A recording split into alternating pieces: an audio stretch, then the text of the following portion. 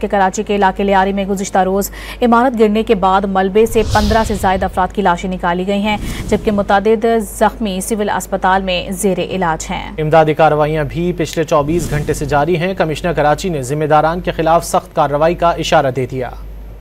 लियारी में रिहायशी इमारत के मलबे से अब तक 15 लाशों को निकाल दिया गया है। रेस्क्यू ऑपरेशन पिछले 24 घंटों से जारी है। अब तक तकरीबन 50% डेड बॉडीज निकाल दी गई हैं। कमिश्नर कराची सैयद हसन नकवी ने मीडिया से गुफ्तगू में कहा कि ये वक्त ब्लेम गेम का नहीं, जो इसके जिम्मेदार हैं इनके खिलाफ कार्रवाई होगी। जी बिल्कुल, ये मैंने आगे अभी देखा है और ये बिल्डिंग कंट्रोल से फौरन इसकी रिपोर्ट भी तलब की जाएगी और उनको हिदायत भी की जाएगी, अगर कोई वायलेशन है तो उसके खिलाफ एक्शन लिया जाए। कराची में इमारतें गिरने के अलमनाक वाकयात का तसलसल थमता नहीं दिखाई दे रहा। साल 2017 से लेकर अब तक शहर में इमारतें गिरने के वाकयात में दर्जनों अफराद जान की बाजी हार गए।